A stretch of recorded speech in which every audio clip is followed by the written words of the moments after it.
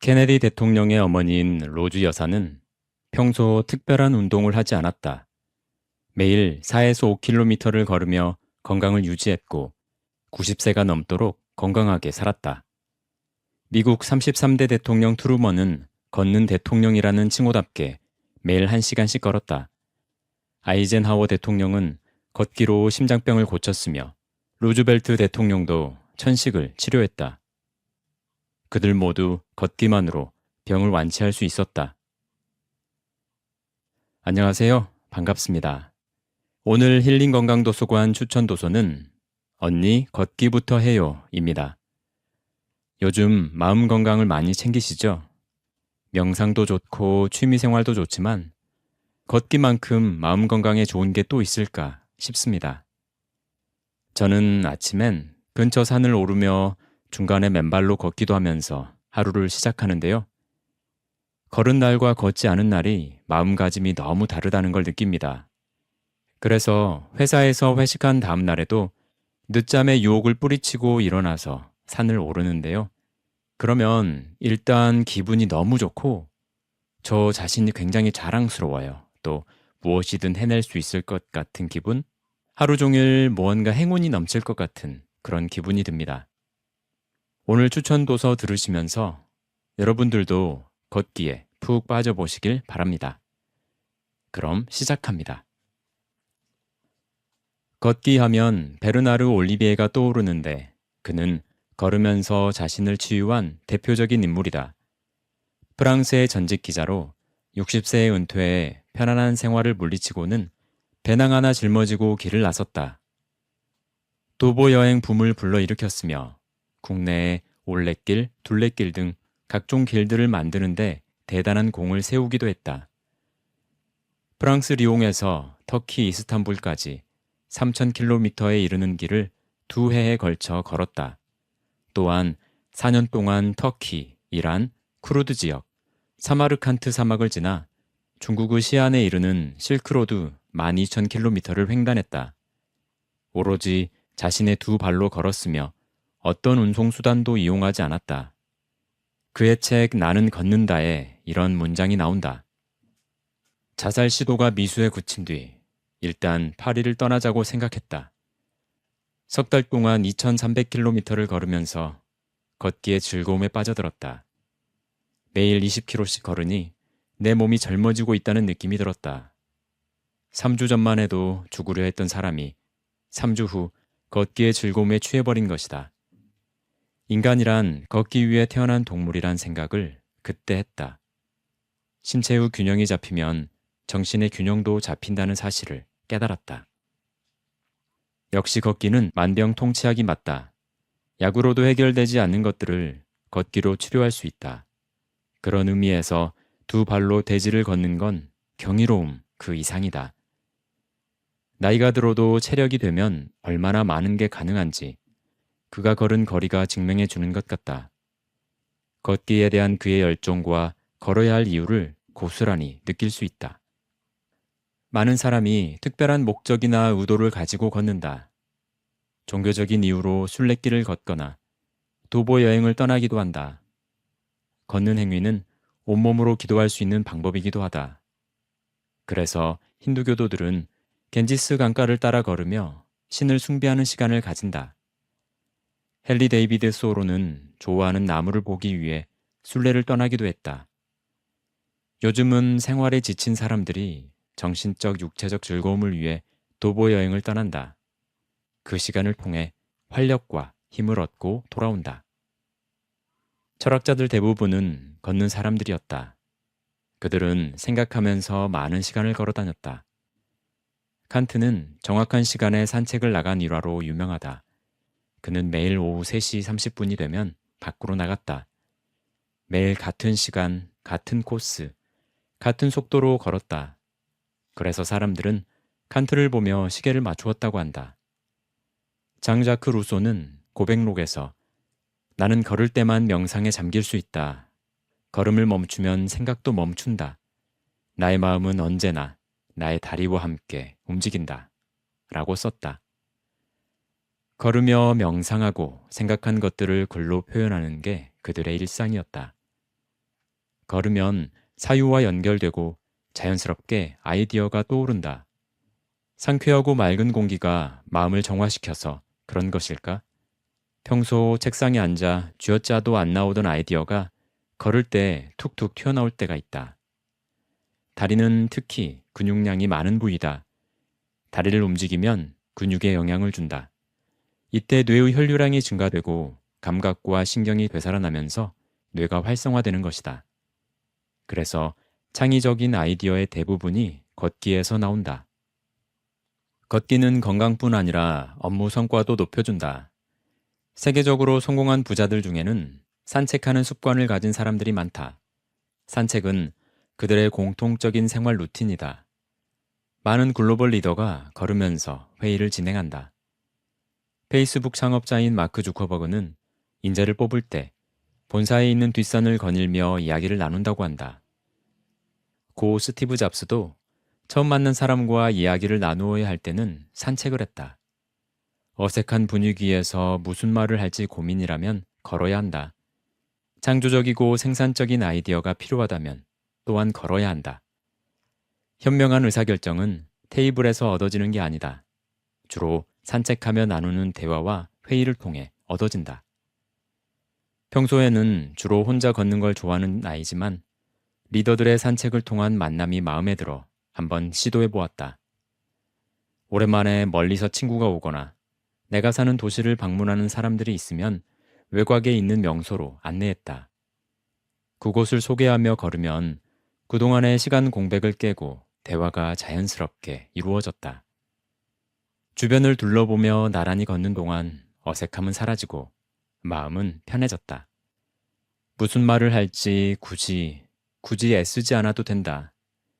자연 속을 걷는 그 자체로 만족스러웠다. 함께 걸은 시간과 추억도 고스란히 선물로 남는다. 그렇게 해보니 이제는 카페에 앉아 있는 것보다 함께 걸으며 대화하는 걸 선호하게 되었다. 걸으면 상대가 어떤 사람인지 알 수 있다. 마음이 맞지 않은 사람과는 잠시라도 걸음이 무겁다. 반면 좋은 사람은 더 좋아진다. 그래서 좋은 사람과는 걸어야 한다. 가까운 곳을 찾아 조용히 걷는 것만으로도 특별한 만남이 된다. 건강을 위해서는 무엇보다 숙면이 중요하다. 잠이 보약이라는 말처럼 잠만 잘 자도 많은 게 해결된다. 그런데 많은 사람이 잠으로 인해 고통을 겪고 있다. 수면에 있어서 양도 그렇고 질적으로도 상태가 좋지 않다. 무조건 많이 자는 게 좋은 것은 아니다. 많이 자도 오히려 피곤할 때가 있다. 무엇보다 양질의 잠을 적당량 잘 자는 게 중요하다. 그렇다면 수면 시간은 어느 정도가 적당할까? 수면학자들은 뇌의 피로를 풀기 위해 하루에 최소한 6시간은 자야 한다고 권고한다. 늦게 잠들더라도 기상시간은 일정하게 유지하는 게 좋다. 그래야 수면 주기가 원래대로 빨리 회복된다. 기상시간이 불규칙해지면 몸이 회복되는데 시간이 오래 걸린다. 하루의 생체 리듬을 위해 규칙적인 수면이 필요하다. 자신만의 수면 규칙을 세워 실천해야 한다. 낮잠은 점심 식사 후 20분 정도가 적당하다. 오후 일과를 더욱 탄력 있게 움직일 수 있도록 도와준다. 바쁜 현대인들은 늘 잠이 부족하고 피곤하다. 아이가 어리면 어릴수록 더욱더 그렇다. 아이가 잘 때는 잠이 안 오고 반대로 아이가 깨어 있으면 졸립다. 잠을 자도 잔 것 같지가 않다. 나 또한 잠을 제대로 못 자서 힘들게 아침을 시작하는 날이 많았다. 눈을 뜨면 간밤에 제대로 못 잤어 라는 말을 입버릇처럼 달고 살았다. 언제쯤 나는 잠을 실컷 잘 수 있을지 푹 자보는 게 소원이었다. 잠을 자려고 누우면 말똥말똥하거나 겨우 잠이 들어도 중간에 자주 깼다. 밤잠을 설치고 나면 하루 종일 기운이 없고 힘들었다. 그런 생활이 반복되자 점점 우울해졌다. 어떻게 하면 잠을 제대로 잘 수 있을지가 최대의 과제였다. 숙면을 하기 위해서 알려진 방법들이 있다.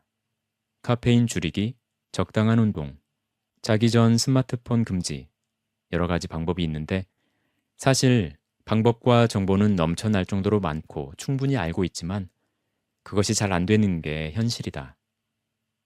그런데 걸으면서 조금씩 변화가 생겼다.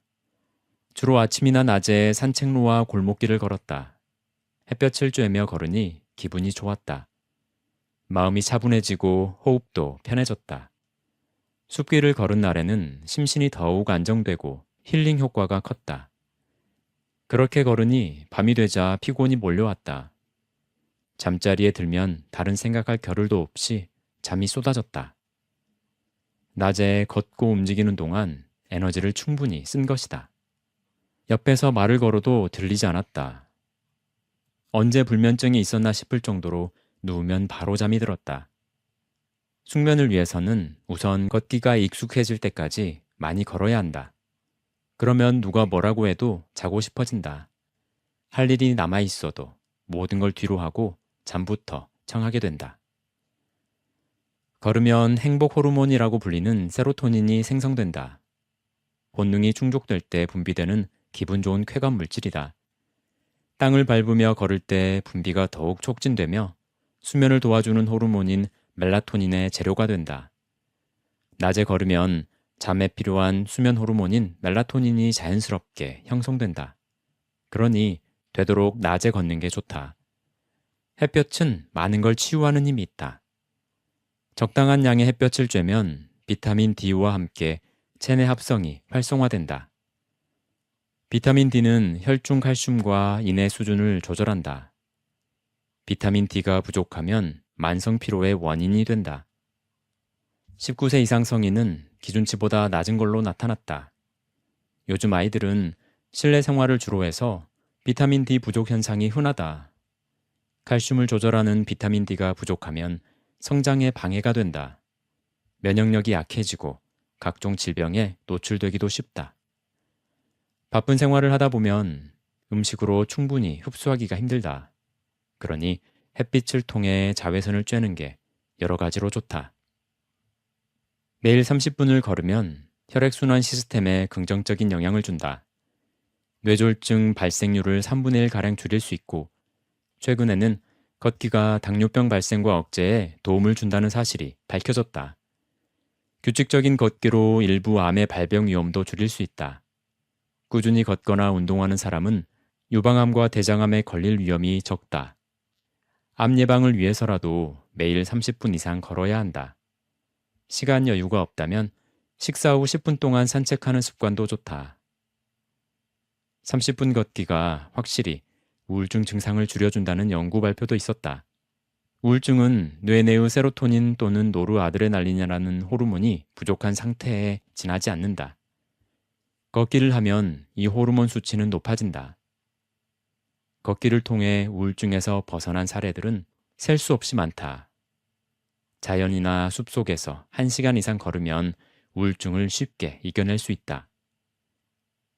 지금 마음이 우울하다면 일단 밖에 나가서 단 5분이라도 걸어보자. 그러면 생각이 달라진다. 햇볕을 쬐면서 걷는 시간을 늘려야 한다. 그러면 열심히 걷는 동안 자연스레 우울증과 멀어지게 된다. 우울증이 비집고 들어올 틈이 없다. 무기력함도 사라진다. 누구나 할 수 있는 이 걷기는 가장 자연스러운 우울증 치료약이자 삶의 만족을 높여주는 특급 비법이다. 꾸준히 걷기는 외모와 감정 면에서 많은 변화를 일으킨다. 기초 체력이 다져지고 활력이 생긴다. 활력이 더해지면 생기가 넘치고 나이를 잊게 된다. 우리는 앉아있는 시간에 비해 걷는 시간이 너무나 부족하다. 그래서 많은 문제가 생긴다.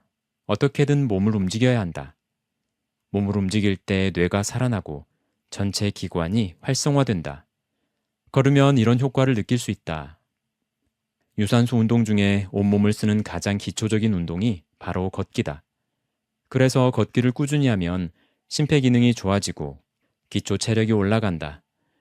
더불어 인지 능력도 향상되는데 걷는 동안 뇌에 공급되는 산소, 영양소, 혈액의 양이 많아지기 때문이다. 뇌가 위축하고 기억력이 떨어지는 걸 방지해 치매 예방도 된다.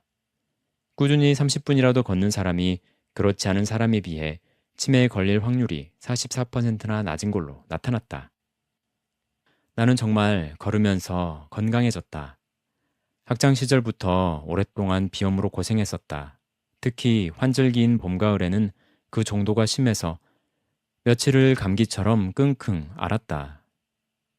사람들이 많은 곳에서는 오래 머무를 수도 없었다.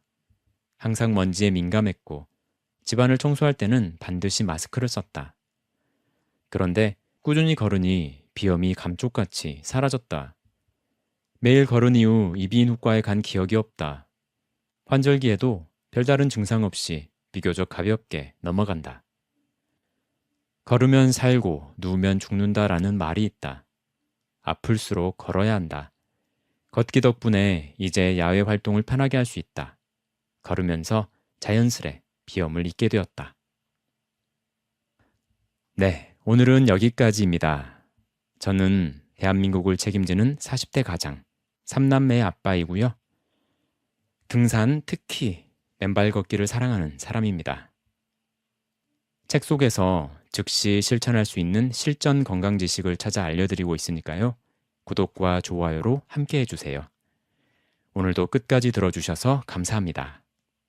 저는 또 좋은 내용으로 찾아뵙겠습니다.